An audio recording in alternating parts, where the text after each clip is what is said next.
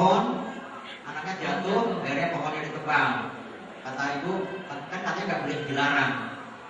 Anak itu tadi seperti jawaban ibu yang pertama, jangan dilarang tanpa solusi.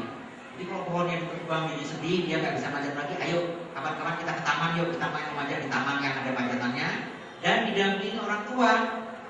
Pendampingan orang tua atau pengasuhnya. Main panjat-panjatan itu perlu dalam berlatihan keseimbangan, kekuatan dan kelenturan. Nah, perlu latihan bermain manjat-manjat, tapi jangan terlalu sering ya. Dan jangan memanjat rumah tetangga ya. Kalau dia rumahnya pohonnya dalam ditebang, anaknya nggak bisa main panjat-panjatan, kasih solusi. Dah, yuk kita lain kali manjat di taman, kita ajak di taman dan manjat-manjatan. Jadi jangan dilarang tanpa solusi dan tanpa pemberian pengertian. Anak akan bertanya-tanya terus dan merasa kekecewaan.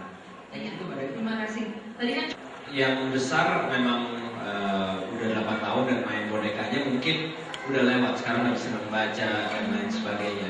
Yang kecil dari kecil memang udah main mobil, udah main motor. Kalau di mobil dia udah nyetir sama saya tanpa harus diajarin. Oh gitu, jadi itu udah tendensi dia ya, tadi nggak sudah dari kecilnya begitu.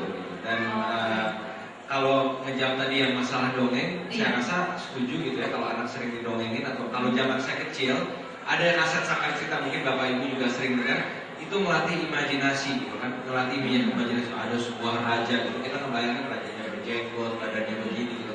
Sama seperti kita misalnya membiasakan anak kita nonton TV, dan juga ada yang tadi bilang katanya anaknya nggak dikasih nonton TV gitu ya. Karena emang nonton TV, apalagi kalau disuapin itu udah paling gampang gitu kan.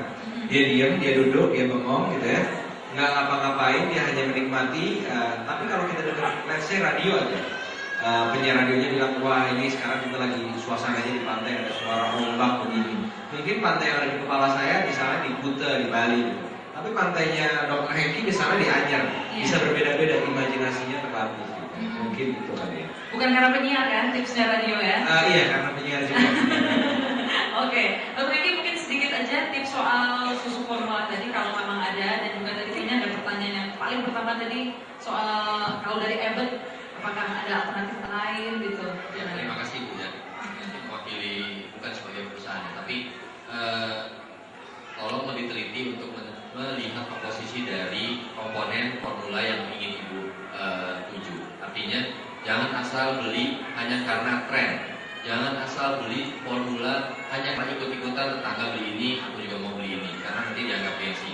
Sesuaikan dengan kebutuhan anak Ibu. Kalau memang anak Ibu membutuhkan nutrisi seperti yang ingin Ibu harapkan, carilah melalui komposisi yang ada dalam kemasan. Kemudian mengenai formula yang tadi ditanyakan, ada nggak untuk yang 1 tahun